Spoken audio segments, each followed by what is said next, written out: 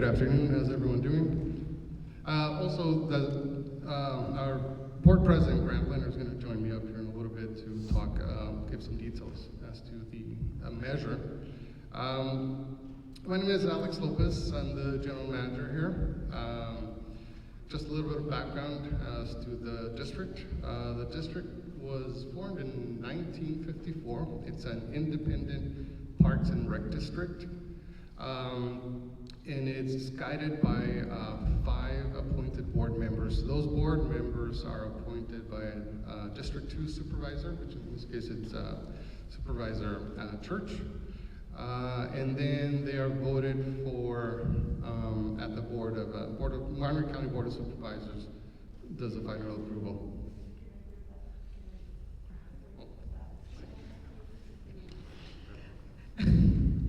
Ok, él dice que es el señor Alex y que él es el encargado de aquí, de este lugar, que este lugar se fundó en 1952, que es un parque independiente, un parque recreacional independiente, que en unos momentos el señor Grant se va a venir con él para hacer la presentación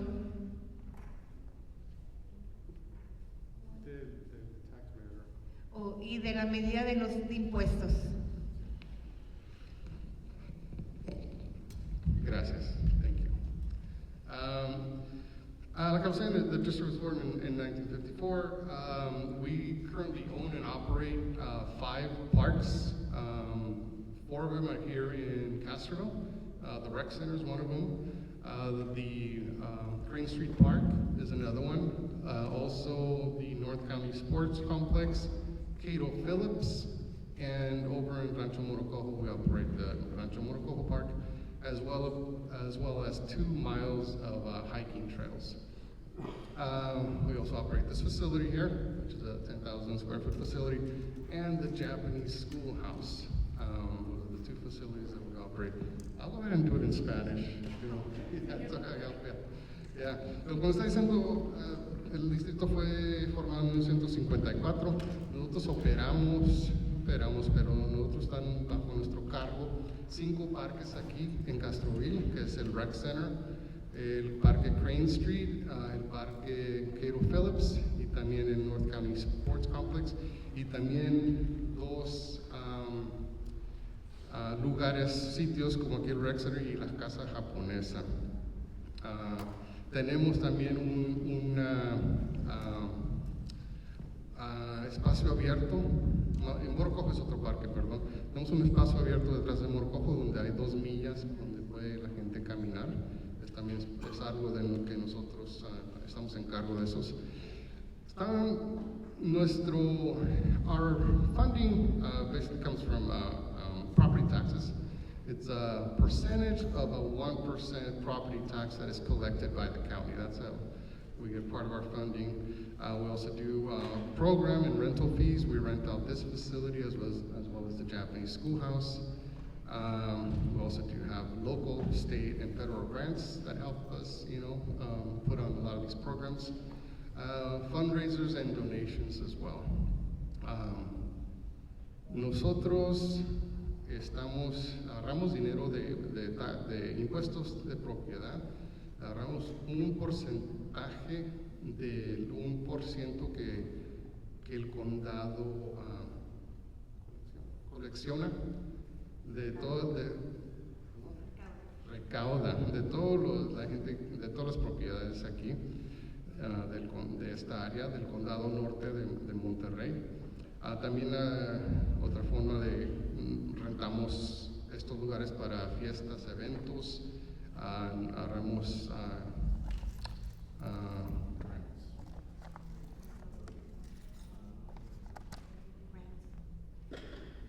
grants, que serían fondos de becas, fondos del estado, locales y federal, y también obviamente tenemos eventos para recaudar fondos como el que vamos a tener mañana, y donaciones. Es la manera de que nosotros ahorita sobrevivimos. Obviously, the rec center. We have the interpreter here now. Okay. So if you want me to just let people know that if they get the device back there. Si quieren pasar en la parte de atrás, ya pueden los audífonos para que les hagan la traducción. Ya están las personas aquí presentes. Y perdón si no fui tan bueno, pero hice mi mayor esfuerzo. Gracias.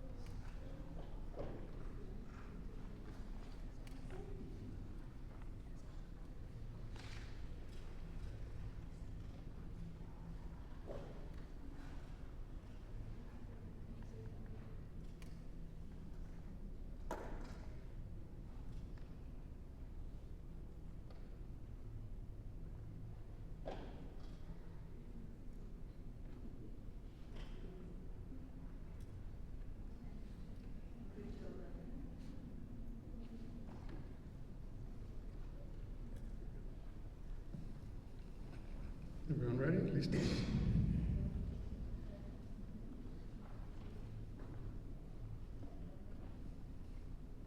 Okay, perfect. So as I was saying, the rec center here really is the hub of the community of the North County area. Obviously, events, weddings, quinceañeras, always happen here. Youth programs, we try to do the best with what we can with limited resources, with leveraging partnerships is how we're able to do a lot of the stuff we do here. Collaborating with local agencies, Department of Social Services, to offer programs such as, senior meals, intergenerational cooking classes that we had here, which are very popular. And like I said, a lot of youth programs from basketball, football, archery, track and field. We try to do a lot with the funds that are entrusted to us, and also, like I said, leveraging a lot of that. I'd like to, one of our board members is here, our president, Grant Leonard, will be, sharing some more information here on the proposed measure, EE. We also have Jordan Caballero here, our vice president.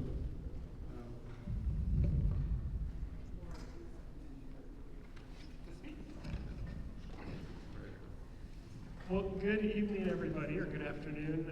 Grant Leonard, and I've been serving on this board for over 10 years. And, I want to talk to you tonight about why we decided to put a tax measure on the ballot, and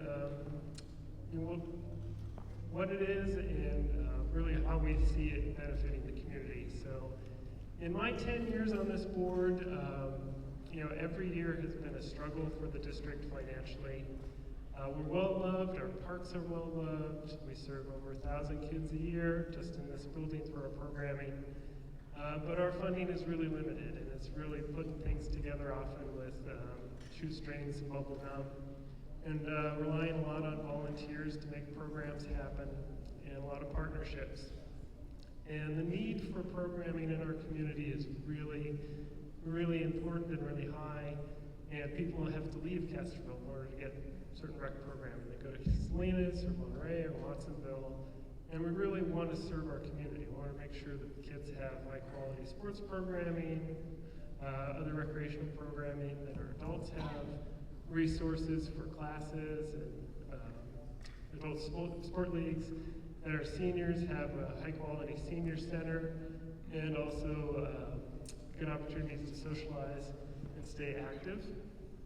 And over the years, we've talked about a tax measure, and we really felt that now's the time. And the reason is because, as Alex said, our facilities are old. We've been a district for 70 years. Maintenance is increasing. And also the need for programming is increasing. It really is there that we need to be the district our residents deserve. And so it's a very simple question on the ballot. It's Measure EE. And it's should the voters of our district, which includes Castroville, Oak Hills, Monte del Lago, Moss Landing, and parts of Four Oaks, approve an $82 a year property tax. that would go directly to our district, wouldn't go to any other districts, it would stay entirely locally to fund more programs and more maintenance and enhancements for our parks. And so it's a question to the community, are you willing to just help us out to tax yourself at $82 a year to ensure that you have enhanced programming for your kids, for your neighbors, for your parents, for your grandparents. And I'm a property owner, I'm a parent, and we worked really hard at the board to make sure that this wasn't going to be a very hard hit for our community. We know we're a low-income community. We don't want to burden anyone with taxes. So we wanted to keep it at under $100. We had settled at 82. I like to think of it as 22 cents a day. So could I sit there a quarter a day to make sure that my kids have good programming, that my mom, who's a senior, has access to the senior services, that the community has a high-quality party in the plaza every year, a snow play day, and that we can continue to partner with the food bank for food distribution. So I thought of all those good things that this district does, all the good things we can do in the future, or a senior center, or an aquatic center, or more partnerships with the school districts. And that's why I'm very supportive of this measure, and our board is very supportive of this measure, and we really hope our community is too. So in the back, you'll have copies of the actual tax measure, and it'll be on the ballot, the analysis from the county independent council, and also a question and answer fact sheet that we put together as a district. So happy to take any questions on that, also happy to make any presentations, come to any house meetings. If any of your friends or neighbors have questions on it, Alex, myself, the other board members, always happy to come and answer those. So thank you very much.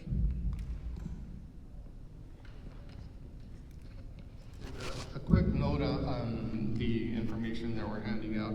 I'll have the Spanish versions up online, or if you want to come and talk to me, I could also just send them to you directly, but I'll try to have them up online tomorrow, end of the week at the latest.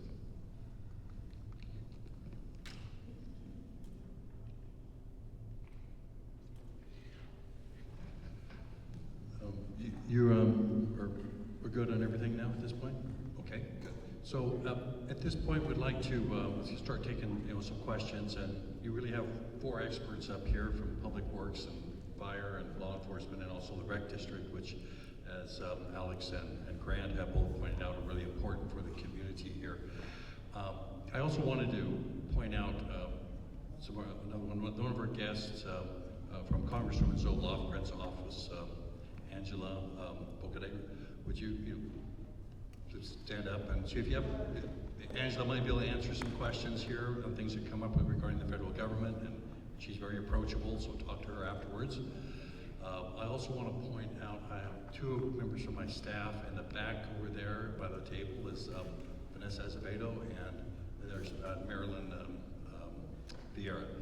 So as we take questions from you, if we can't answer a question, my office will find, want to get your name and find the question, and we'll get back with you with the answer on things. So what I'd like to do is kind of try to do this with raise your hand. I'll try to take everybody as well as I can in order, but we'll take care of all your questions. If you have 3 or 4 questions, if you could just try to ask one at a time, then we can move on to somebody else, and then raise your hand again, and that lets everybody kind of get involved. So, does anybody have a question up there? Yes?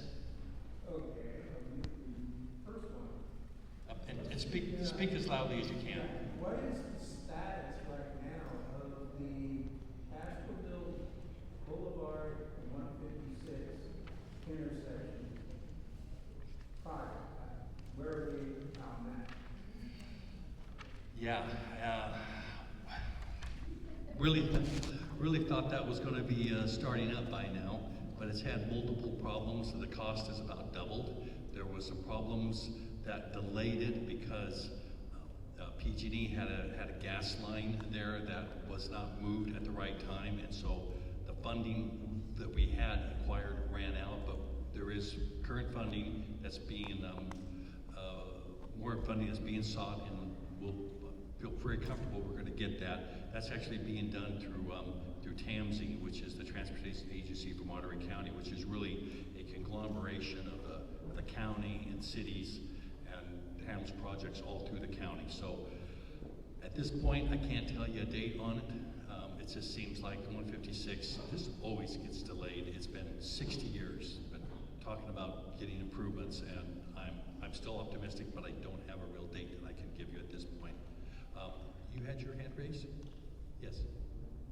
Yes.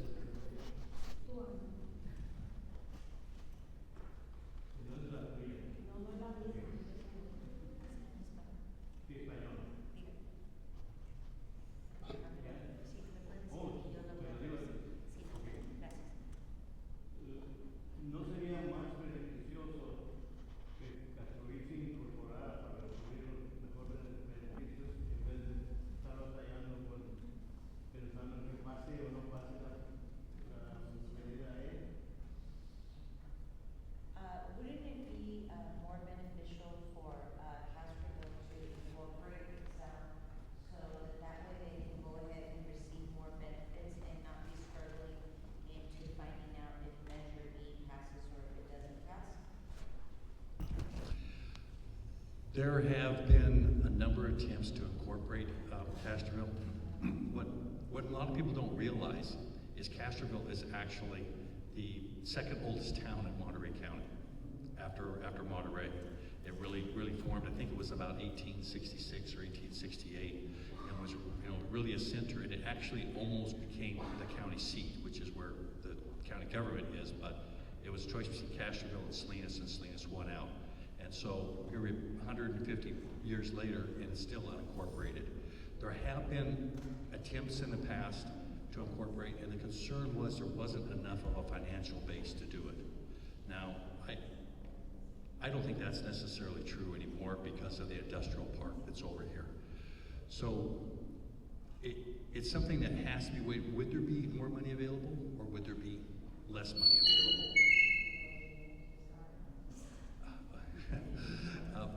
That's a real question, and it really would take a financial analysis to sort that out.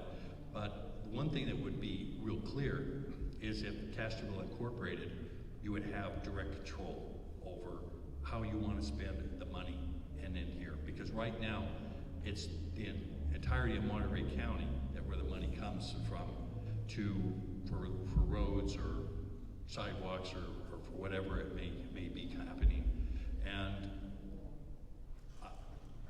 and that's where I sort of operate into there, trying to take care of all those issues. But in my own district, I go all the way from Salinas to Aro and Aromas, and anything that I try to get funds for Castroville, I've got to get from the Board of Supervisors, which is 5 members. I've got to get 2 other supervisors, so there's a majority of 3 to agree to spend money here. And if you are incorporated, then you're basically going to have a mayor, you're going to have a city council, and you're going to have a lot of direct control at that point. That's the big plus. What it takes to do that is it takes people to organize and put a petition forth, and there's a process that goes into that. If anybody in this community, that group that wants to form to do that, I will do whatever I can to support what the people here really want. And it's just a matter of putting that organization together and then also determining whether you're going to have more money or less money and how that works out. Yeah, do you have another question? So what he was saying about you, my wife and I have been working with the Alliance of Aging, working on the survey of such scenes. But we've been talking about what's going on here in North County, and it was really kind of a hit home to us last February. When we're in the meeting and we're talking with people from Gonzales, Soledad, King City, Salinas, and they're like, well, we've got our city council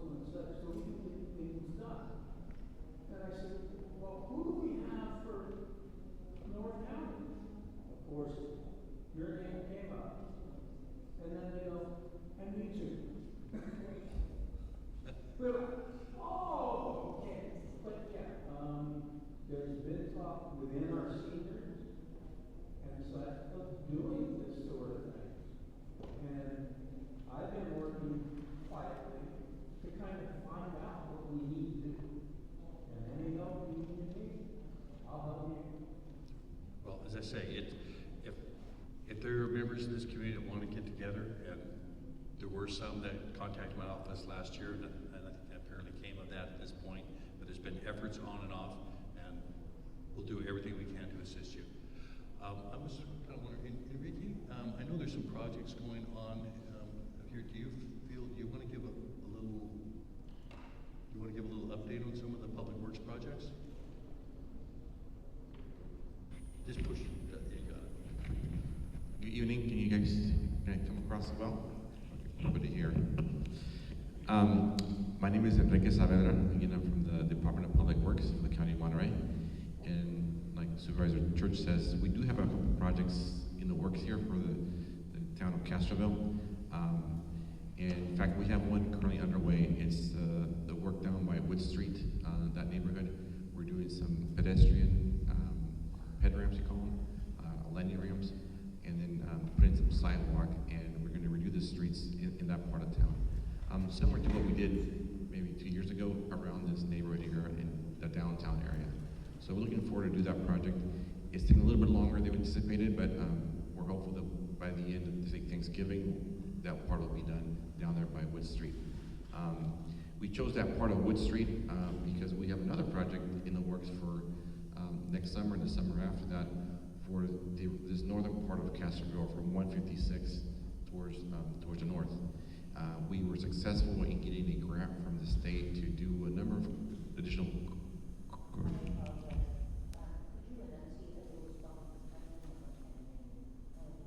Sure, I'll try to slow down too.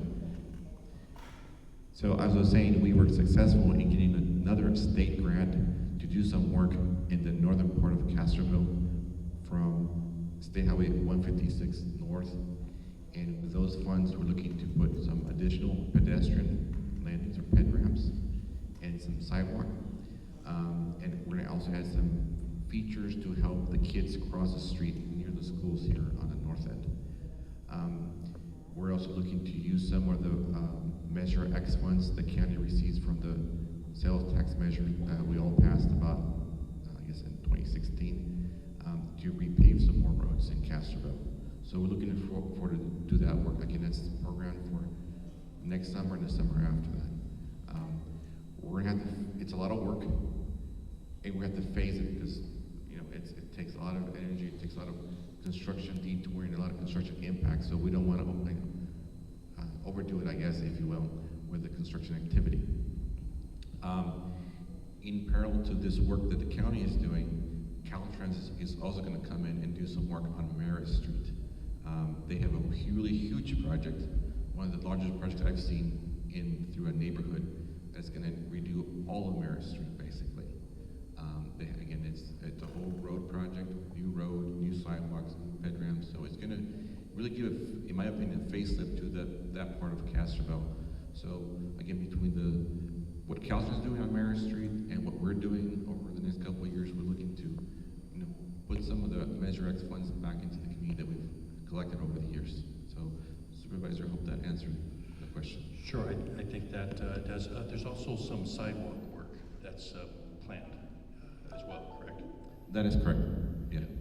Yeah, so I know that's a big problem out here.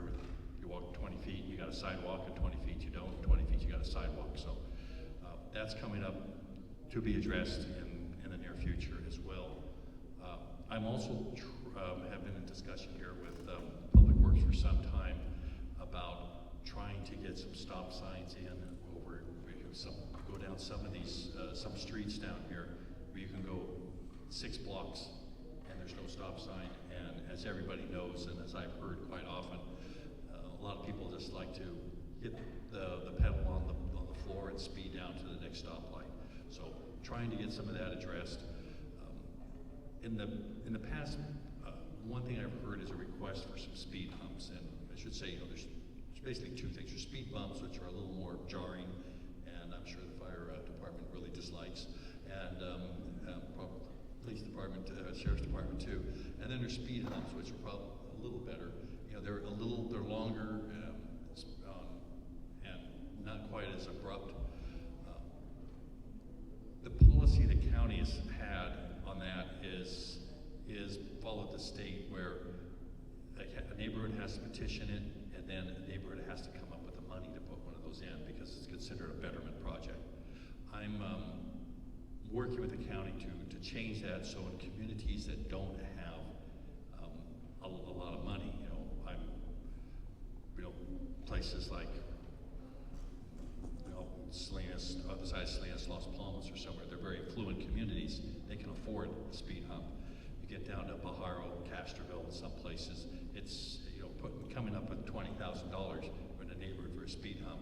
It's just not realistic.